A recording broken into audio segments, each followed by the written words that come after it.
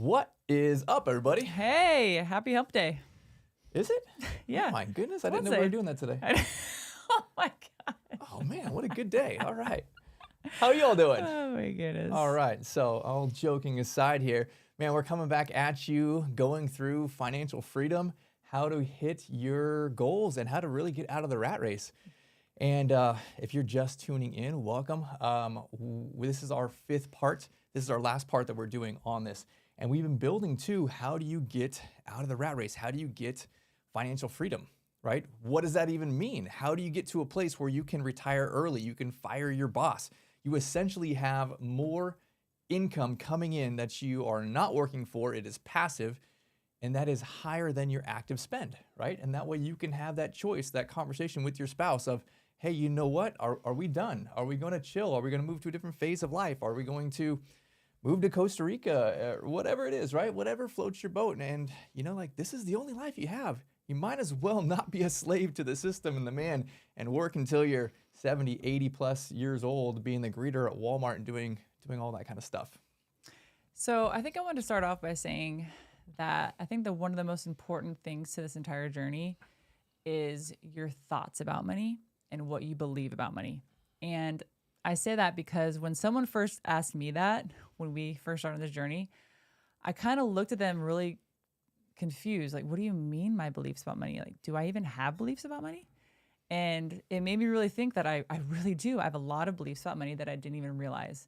And so I think it all starts with a thought, which turns into a feeling or belief, which turns into an action or inaction, and then which results the results, right? What happens from that action. And so I think a lot of people have that initial thought of, I'm never going to, be wealthy. My parents never were, so I'm not. You have these thoughts, right? And you don't really know you have those thoughts until you really think about it. And you have a belief because you have those thoughts. And then because you have that belief, you don't take action. And because you don't take action, you don't have any results.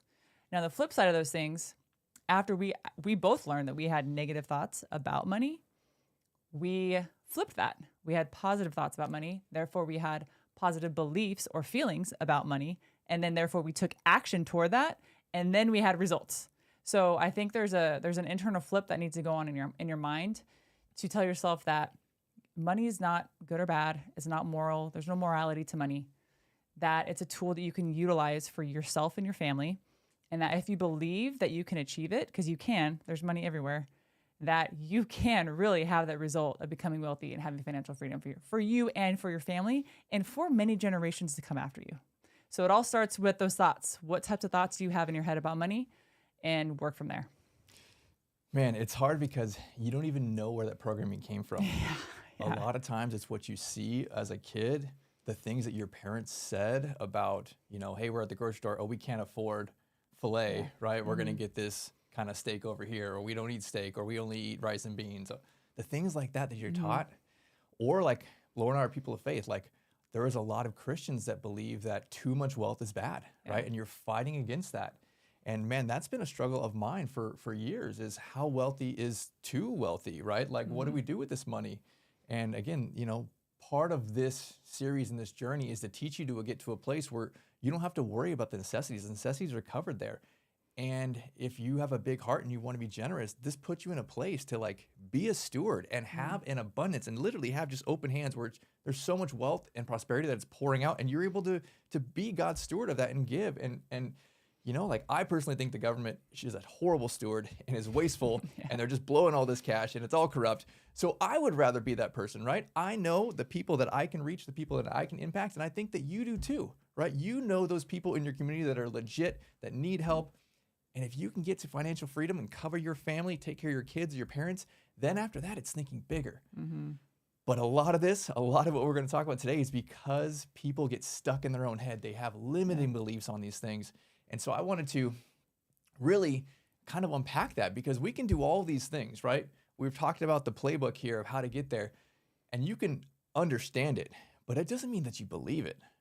Right? Like, you could read a book about surfing. It doesn't make you a surfer until you get out there and you realize, oh crap, like this is what it actually means. This is how I apply it, right? Like, your beliefs are so different than your actions. So kind of leading up for today, right? We're building on the basics here, right? We've talked through what it looks like to have a plan and be able to long-term execute that plan. This is not how do I get to financial freedom this year. This is how do I get to financial freedom in 5 or 8 or 10 or 15 years. But having your own plan, getting on the same page with your spouse, partner, whatever that looks like for you, and saying, all right, here's my plan. I'm going to identify what I'm spending. I'm going to cut the fluff. I want to cut 10 or 20% out of my budget. Really just cut the crap, right?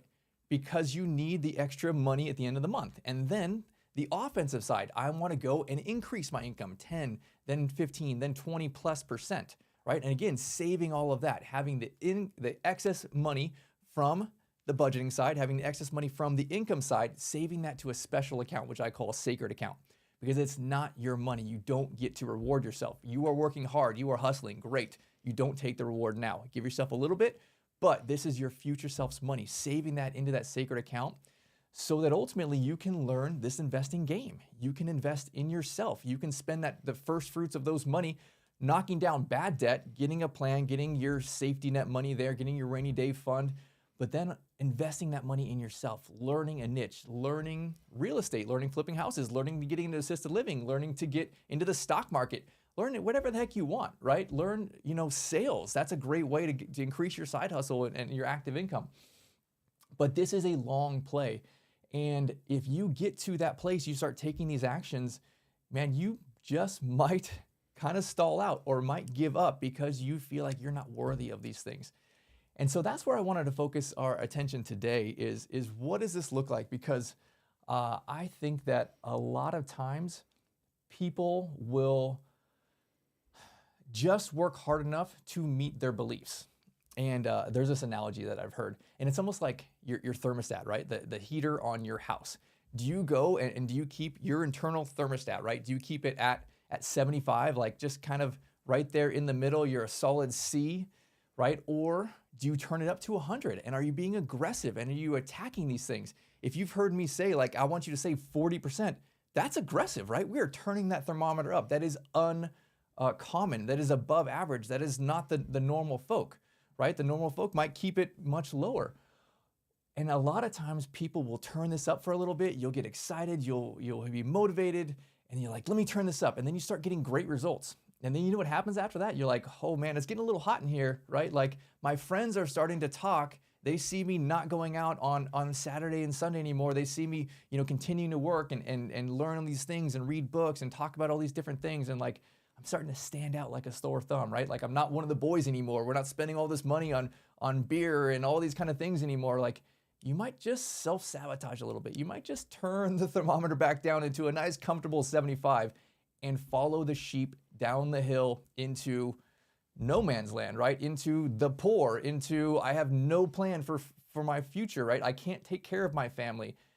That's what the masses will teach you to do. And they will trick you into thinking that you are weird or elitist or something negative if you are turning that thermometer up too much.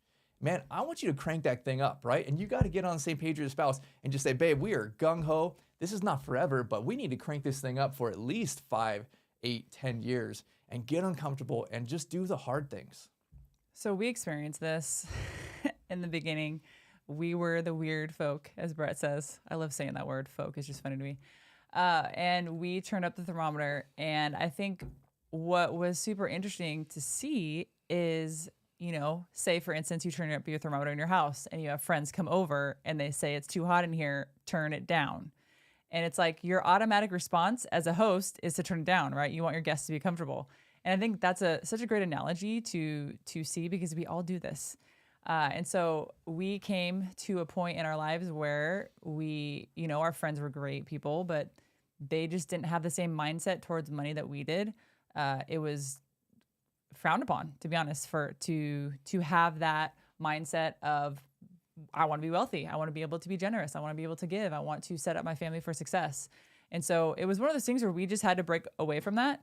We had to be that weird friend. We had to be the abnormal. And to be completely frank with you, I love that. I love being weird. I love standing against the grain, against anybody else.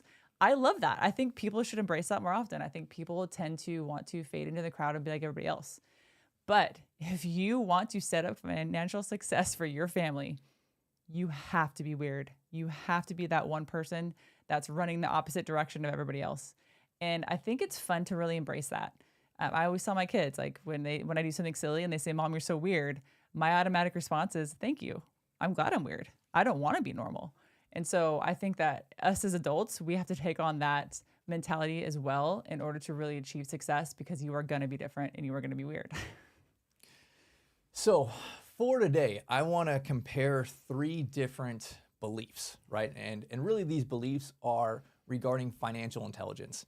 And as you are growing through this journey, you may be similar to us, where we started with the first and then moved to the second and then moved to the third and then hit financial freedom. And so I want to unpack what this looks like and how it is applicable and how you can take the action steps on this.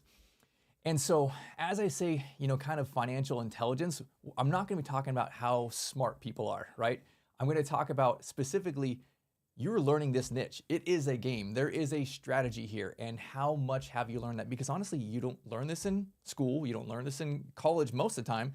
Like, this is something you go and you join calls like this. You get books going. You get podcasts going, right? This is financial intelligence is not in the normal circle, right? The government wants to keep you a sheep and poor and relying on them and all of those kind of things. So let's walk through this here.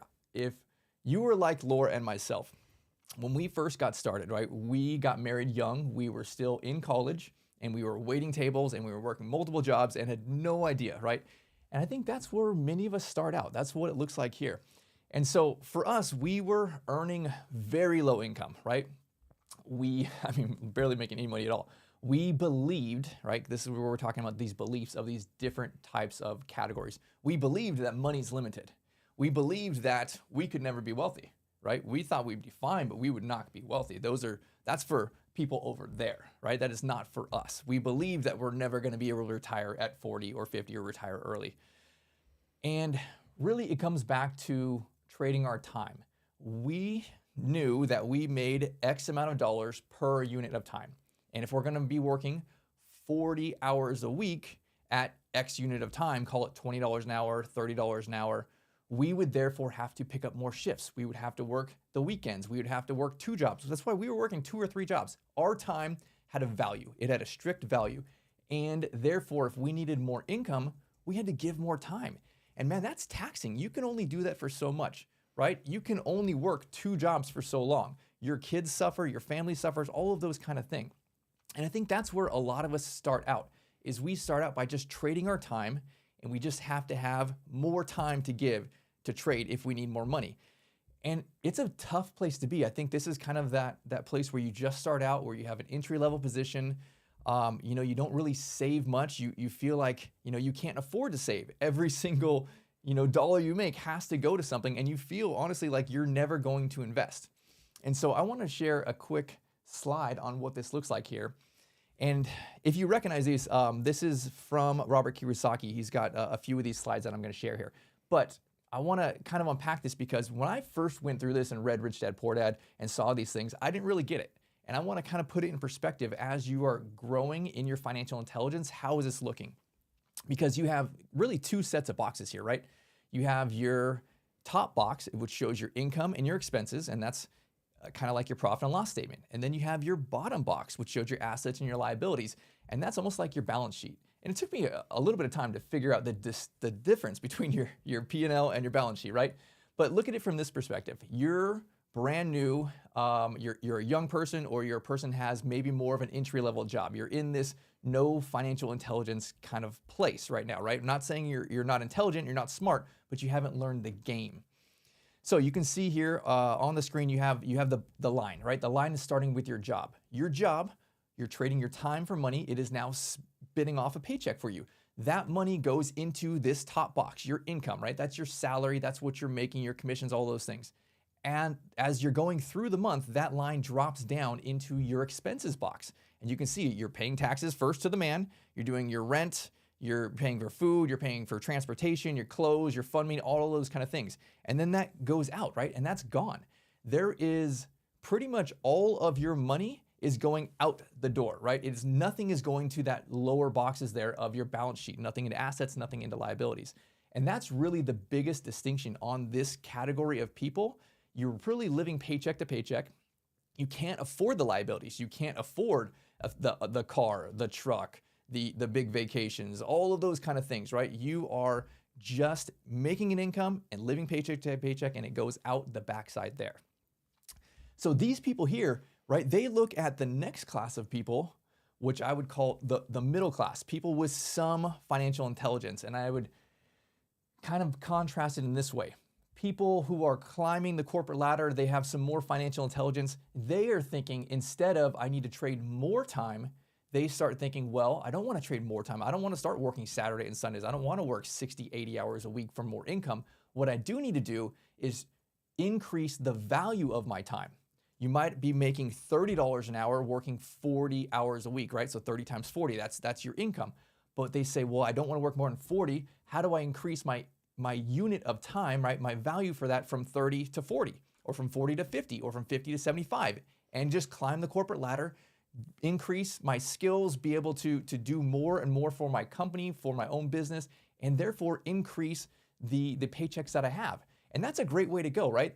But I think that right there is where people can get stuck, because that is still the middle class. And people in the first group might envy the middle class, right? Because this group now, they're making good money. You might make 80 grand a year, you might make 250 grand a year, but you can still be in this class here because of what we're going to talk about here. If I share what this slide looks like, here we're talking about higher levels of income, right? You could be middle income, you could be high income, but you still have a job. You are still trading your time for money.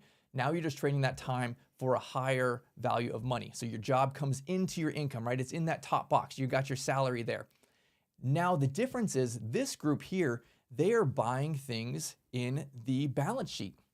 And again, you look at assets and liabilities. The last group had nothing there, right? Because they're living paycheck to paycheck.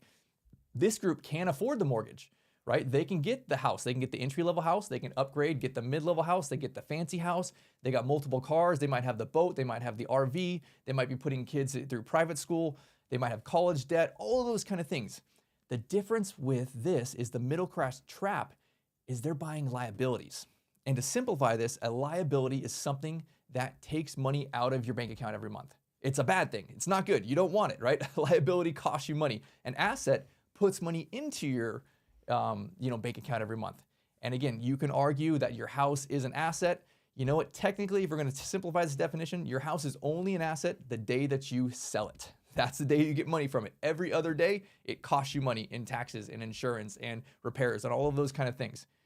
So this group here, this is where I think people get stuck, because people are so attracted to this. They want to be the middle class. They're trying to keep up with the Joneses. The ladies are trying to do the nails and the purses and the trips and, the Chardonnay and all the kind of things that you're going to compare, right? The same with the dudes. The dudes want to have all the sneakers and the matching hats and be able to, look like the cool guy, right?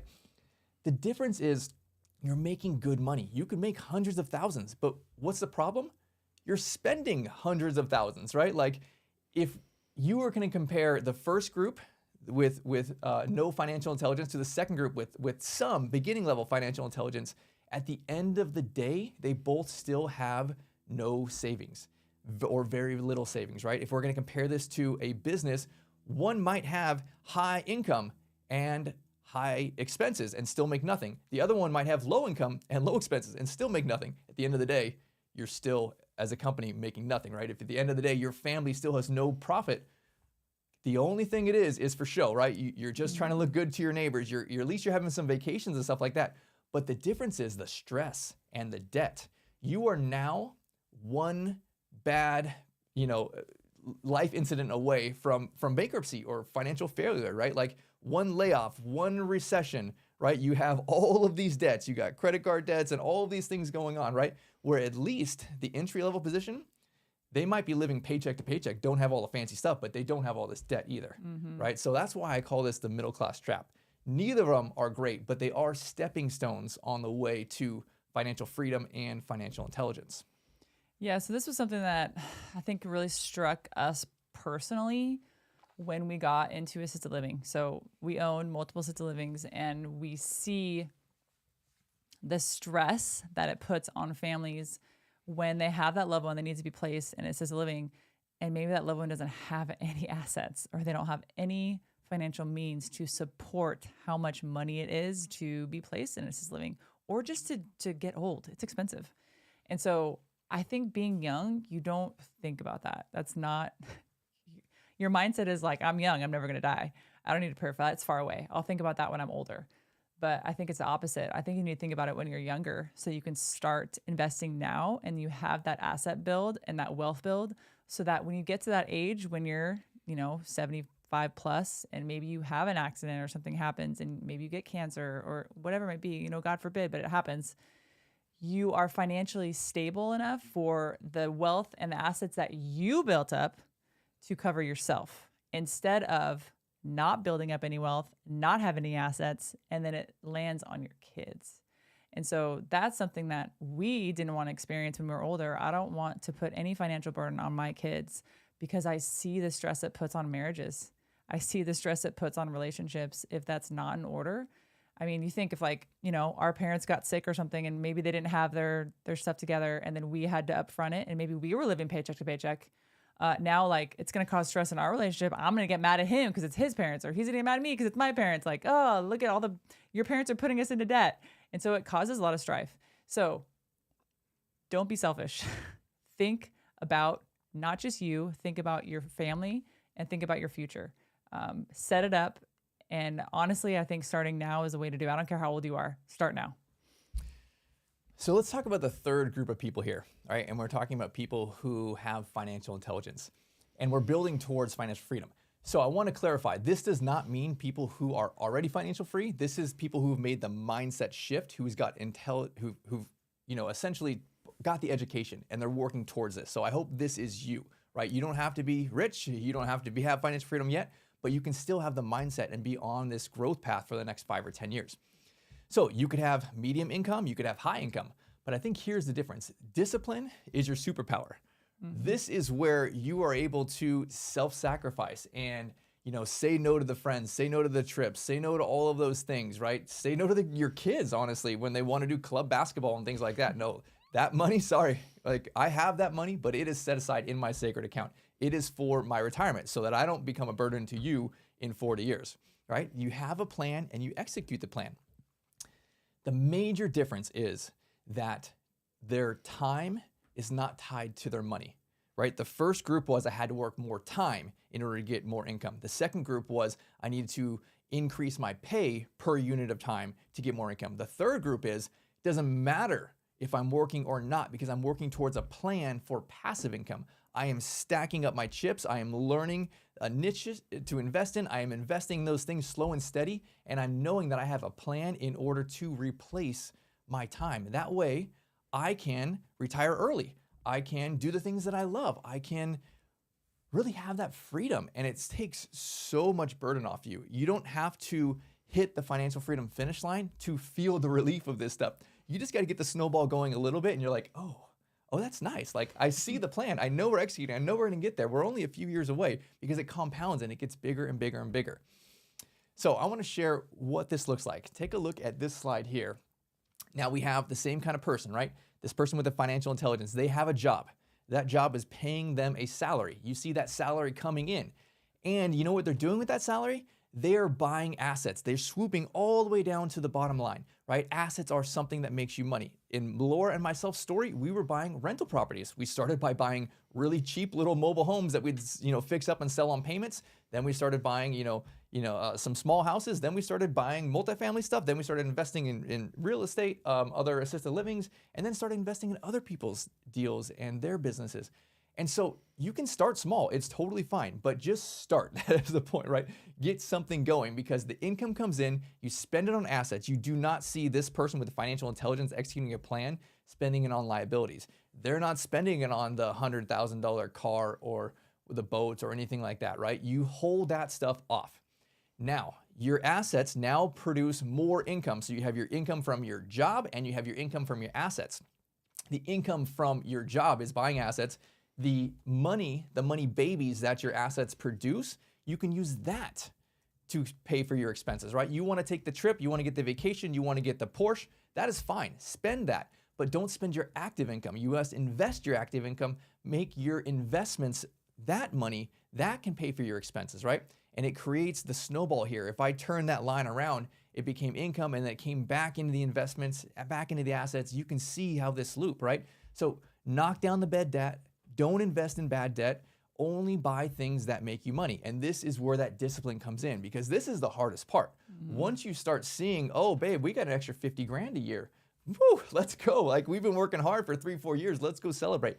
Give yourself a little bit, right? We actually went and bought a trailer specifically to allow ourselves to celebrate, because again, we bought it was a not expensive trailer. We just had to pay for gas and food, and we take our kids on trips all the time, right? Give yourself a little recharge. I think it is important. You don't just grind and grind and grind, but that doesn't mean that you're going and traveling Europe and flying first class and doing all of those kind of things, right? Keep it very, very moderate and continue to reinvest in really yourself, and then buy more assets and roll that kind of stuff. I think the one thing that drives me absolutely crazy is when people say, I think you're going to know, I deserve it.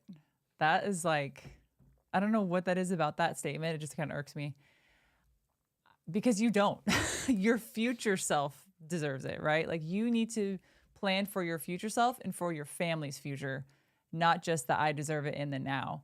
And I think that might be the differentiator between people who have wealth and people who think they can achieve it, is they're a more future mindset. I think a lot of people who maybe struggle with finances are thinking, I don't know how long I have left to live. Like, YOLO, hashtag YOLO, you know, like, I just want to live in the moment and I want to enjoy what I make now. Like, why would I don't even know if I'm going to live another year. So why would I even plan for that?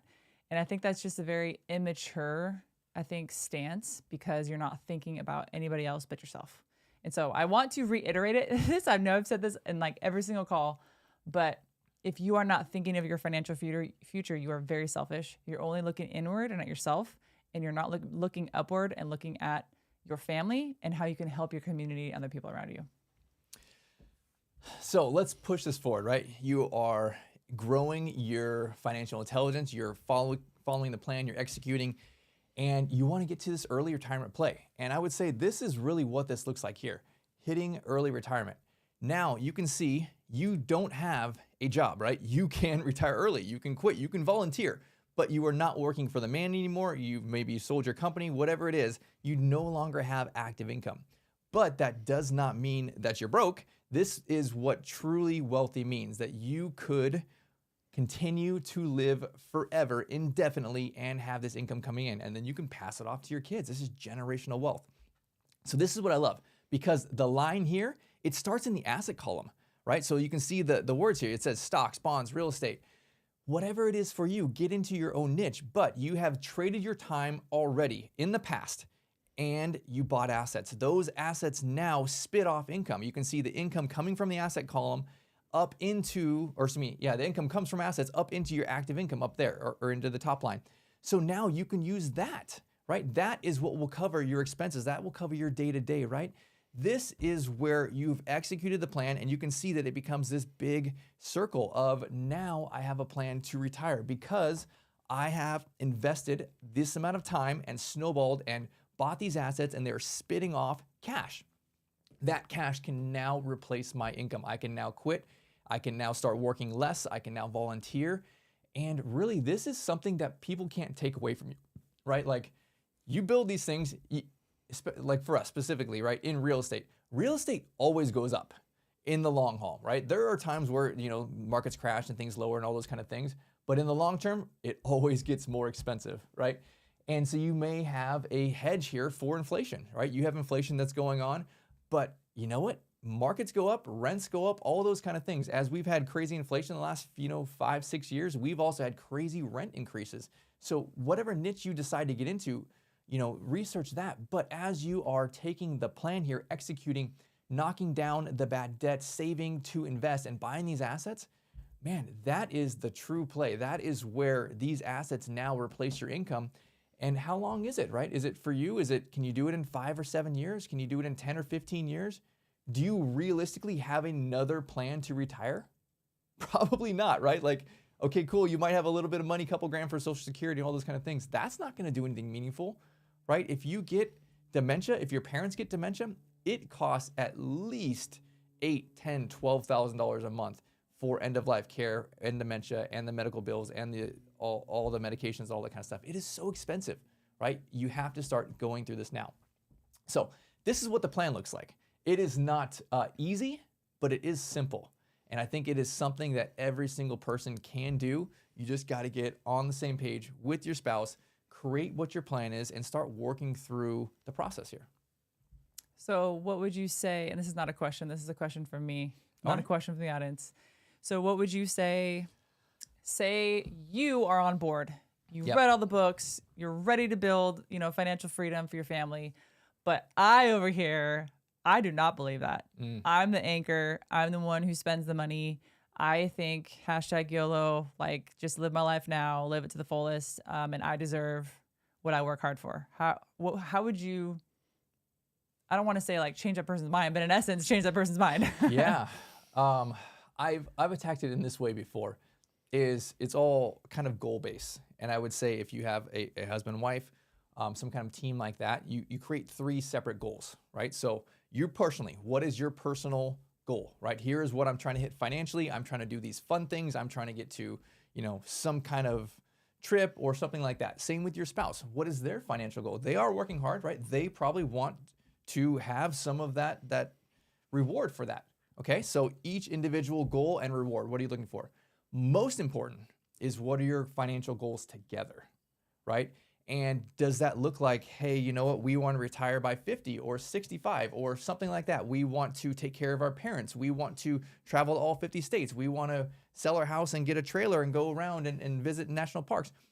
It has to be big enough and powerful enough for you guys together, right? And everyone's going to have their own goal, and that's totally fine. Don't discredit your spouse's goal. Let them achieve that as well. But make it about your shared goals together. And then make it about like, okay, we've set these shared goals together. If you spend money on these things, we're never going to hit our shared goals together. And you're never going to hit your personal goals. You've said to me in our family meetings that you want this for yourself and you want this for us as a family, right? And you want this for our kids.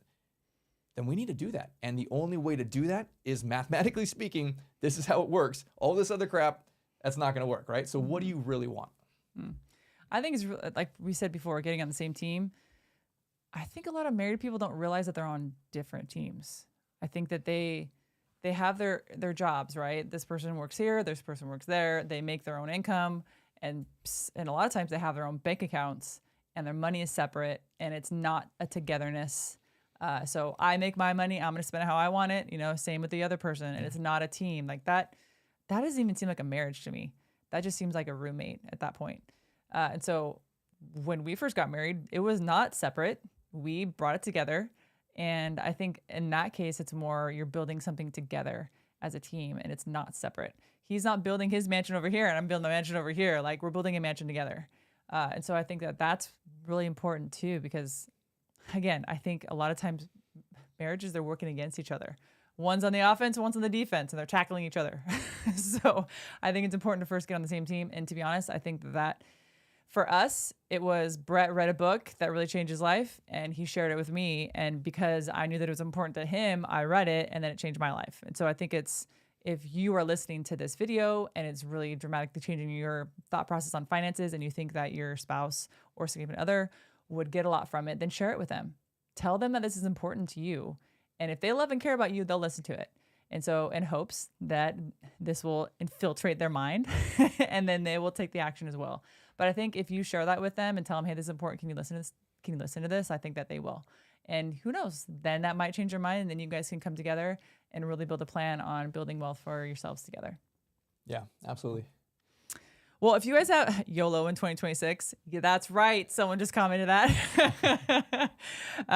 Let's see. I have 2 questions here. If you guys have any questions, drop them in the chat, and we'll be sure to answer them live. So the first one is, would you say that the biggest hurdle is self-doubt? I think that's part of it. Definitely. I don't know if I'd use that word self-doubt. It's more unbelief, or perhaps you don't believe. Yeah, it's more unbelief. Like I did not believe that I was worthy of what I believe I am worthy of now, right? And some of it is just taking small action steps and you incrementally think you're worthy of more, and then you do a little more. And then now you step up your belief. Oh, I believe I'm worthy of a little bit more than that now. And you step up the action step there. And I think you just stair step, right? I did not think when we made this decision to get into, the financial game and hit financial freedom that we would have near the net worth that we have now. Never thought it was possible, but that didn't stop me from starting down the path. And it's almost like a slippery slope, but in a good way, right? It's almost like maybe more of a snowball, but you are snowballing your wealth, but you're also snowballing your belief on these things. So I would encourage you, if you have doubt, that is totally normal, and that's very reasonable. Convince yourself of a small goal that you can hit in the next 90 days. And then what is your goal that you can hit by the end of this year? And when you do hit it, man, convince yourself that you can do 10 or 25% more than that, and then take that action. And it's so much easier to just take these things, overcome the doubt in baby steps. And then one day you'll just realize like I did that, and I did this other thing that was bigger than that, and then I did this third thing that was bigger than that. There's no reason why I couldn't continue on that trajectory over the next 5, 10, 20 years and just see that I can keep exponentially doing bigger and bigger things. Like, yeah, I should be able to hit these financial goals, right? Everyone's gonna have their own different goals. You may not have to be, $100 million worth of net worth, but I'm pretty sure that pretty much everyone in America can have several $1 million worth of net worth over the next 20, 30, 40 years. Mm-hmm. I would have to add on that the belief, I think 100% is number one. But I think kind of piggybacking on that is also the discipline. So you can have a belief and a thought about something, but then you still have to take the action. And I think a lot of times the action, you have to have the discipline in order to take that action. And that's super hard. I'm telling you, like it's a habitual thing that you have to do daily in order to maintain that. And I think a lot of times people don't have that discipline to maintain it. And so I would say the discipline is really hard because it's hard at everything. It's hard with working out. It's hard with, reading your Bible or going to church, doing the spiritual things you're trying to do, or like make sure you're maintaining your relationships, with your friends or your kids or your spouse. You have to have discipline in those areas. And I think, discipline not to eat that ice cream every night or whatever it may be. And so if you can really harness your discipline in your financial life, it makes it so much easier to harness discipline in every area of your life because you have that habit. And so I would say the discipline is piggybacking on the belief. It's a vital aspect of really building wealth for yourself. It is. Let's see. The next one, the last question we have is, did you cut off your friends completely or just kept your distance? I wouldn't want to burn bridges for possible future ventures. It's not a conscious decision. It's a slow creep. The more you change and you grow, the more you naturally grow apart. And then it just becomes like we have less and less in common. Like, well, we're just naturally not going to hang out as much anymore. And then you start, meeting new people and you start having more things in common with them. And you now have like people who want to support you in your goals. So you hang out with those people more naturally. And so I don't think it's normally like, oh no, dude, we're cut. Like we're not hanging out. I think it's just more of a little creep. And you push yourself towards people who want to grow alongside you as opposed to people who want to be stagnant. Mm-hmm. Agreed. To be completely frank with you, we don't have very many friends. We're each other's best friend. And I think that's kind of purposeful. We keep kind of the circle tight. It's interesting when I meet people and they have like hundreds of friends. I'm like, how do you have hundreds of friends? Like, how do you keep up with that? But I think it's better to have, one or two really tight knit, awesome friends who really believe in you and have that same alignment with you in a lot of the areas of your life. I know Brett and I used to like make a list of like things that were important to us and like finding a friend. And there was like, 5 categories or something. It was like physical, spiritual, financial, family, and like kids. You couldn't have a crappy dog. Yeah, you can't have a crappy dog. Yeah, that's like super important to us. Like if your dog jumps on me and barks, sorry, I can't be your friend. Like seriously. And so I don't know. It's pretty strict in every area. And so honestly, it's unrealistic to have someone who's going to be exactly like that. So then we're like, okay, how about we just find friends that have at least 3 of those things? And so I think you could find people who are really strong in certain aspects of their life that you really are in alignment with, and maybe not so others. So like if for the gym, for example, for physical, there are a lot of really amazing people at the gym who are really striving for excellence in their physical body. And I love that because we are too.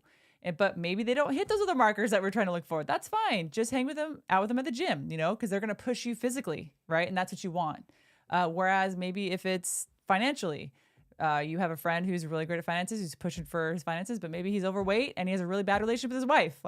It's really hard to find the balance in that. But maybe just focus on, one or two things in those categories and hang out with them, just to build you up in those certain aspects, but also building them up too. It's not all about you. You also need to put in the effort to build and develop them as well. Yeah. Rabbit hole. Sorry, that was a total rabbit hole. All right. Well, that's all the questions we have. Awesome. Yeah. Well, thank you for coming along on this journey with us. This is something that is honestly so important to Laura and myself because it was so personal to us. And we have been teaching this for, nearly a decade now, starting with our own personal staff, teaching them these things. And so I'm hoping that it is meaningful to you. If you are not catching this live, again, you can go back on my YouTube channel on the live section. There are 4 other videos prior to this that all build on a sequence here. And man, I hope that you share this with your spouse and it creates a thought-provoking conversation. It creates a little conflict so you can work these things out and get a plan together. Yep. Get the self-discipline in order, get on the same page, and really just build that financial freedom for yourself and your family. And we're excited to see it. Like if you have a financial change, please drop it in the comments and tell me, hey, I implemented these things and now I see a change in my life. Please tell us. We'd love to know. That's encouraging to us to hear that. Yep. Awesome. All right, everybody. Have a wonderful one. I'll catch you all later. Bye, y'all.